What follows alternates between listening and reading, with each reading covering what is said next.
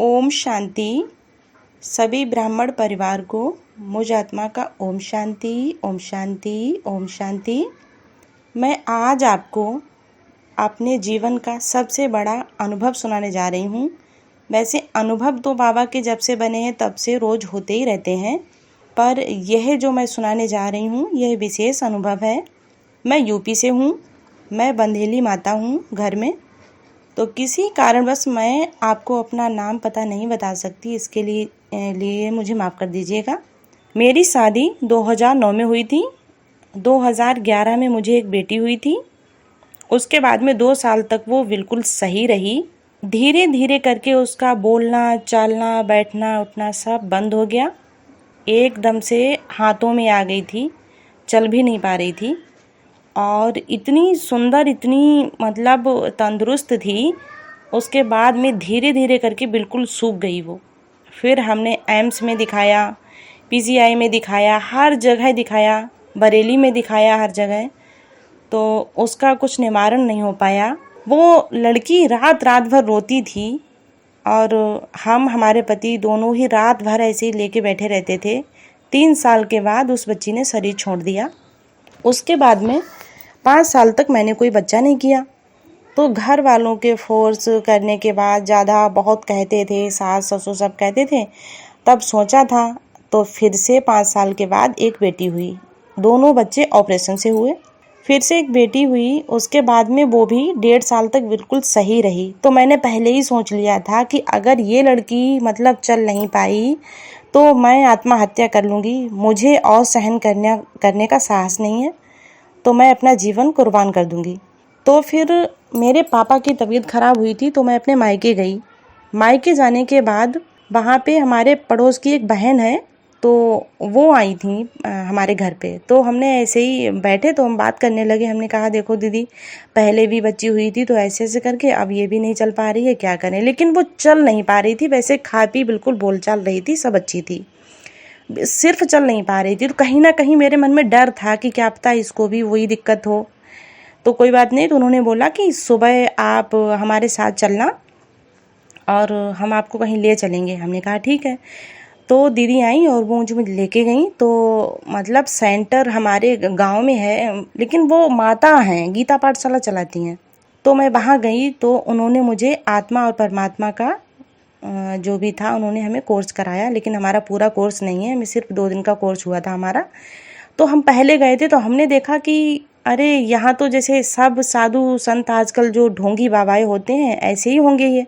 हमने बाबा को देखकर तो यही सोचा था, लेकिन हमें रोना बहुत आया था। हम बहुत रो रहे थे और हम बाबा से कह रहे थे कि आप जो भी हो फिलहाल, लेकिन हमारी बच्ची को सही कर देना, तो हम आपको ऐसे ऐसे करेंगे। कोई बात नहीं।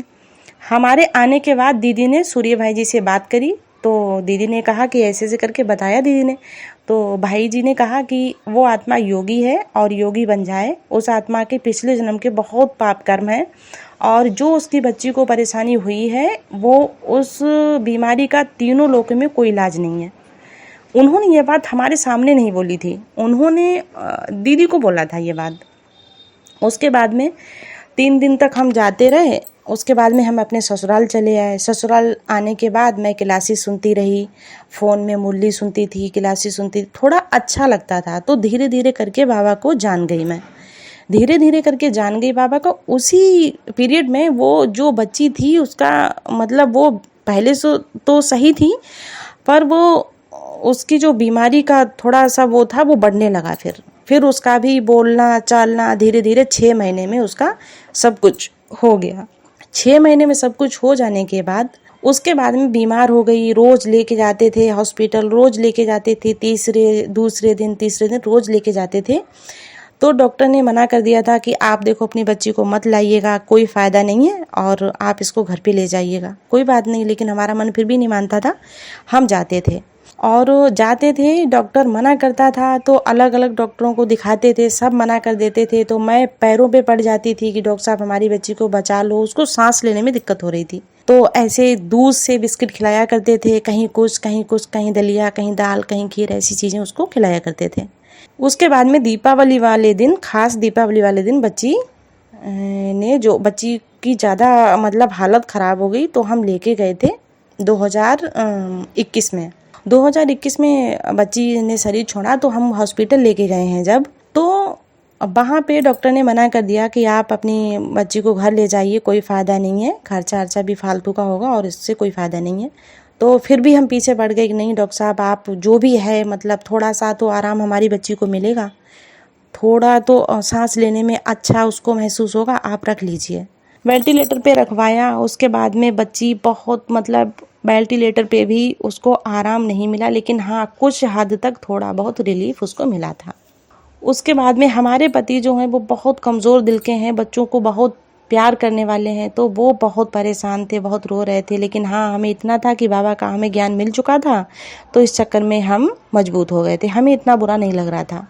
तो हमने सेंटर वाली दीदी को फ़ोन किया कि दीदी बताओ क्या करें, और बच्ची ऐसे ऐसे करके अब तो हम क्या करें, हम रोने लगे बहुत। तो दीदी ने कहा कोई बात नहीं, आप योग करो और हम भी यहाँ से योग करेंगे। फिर हमने हल्की सी आवाज़ में फ़ोन चला के उसके सिर के पास रख दिया और बाबा के गीत चला दिया था। तो गीत भी मुझे याद है, मैंने कौन सा चलाया था, मैंने गीत चलाया था जीवन तुमने दिया है संभालोगे तुम। तो मैंने ये गीत चलाया था।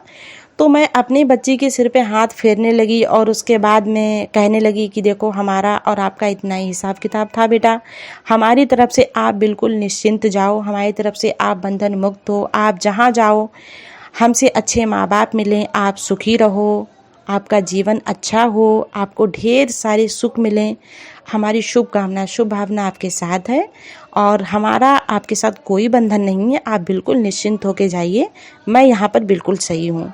मैं अपनी बच्ची से ऐसे ही बात करती रही और जब मैंने ये बोला कि आप मेरे बंधन से मुक्त हो, बच्ची ने तुरंत आंखें खोल के मुझे देखा और एकदम से उसके आत्मा निकल गई।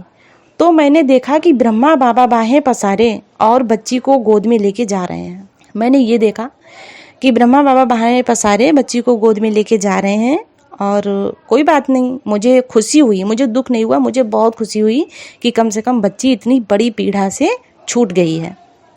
उसके बाद में तीसरे फ्लोर पे मेरी बच्ची थी और नीचे हमारे पति थे, उनको देखा नहीं जा रहा था। मैं अपनी बच्ची की जो मतलब जो बॉडी थी उसको मैं उठा के लाई, ऊपर से नीचे लाई और आराम से गाड़ी में बैठी, उनको भी बिठाया, आराम से अपने घर पे चली आई। घर पे आने के बाद उसके बाद में जो भी हुआ, उसके बाद में 5 दिन के बाद हमने हवन कराया था। अयोध्या से आए थे पंडित जी, उनको बुलवाया था, हवन कराया। हवन कराने के बाद उसी रात में 3 बजे मैं सोई नहीं थी, लेटी थी।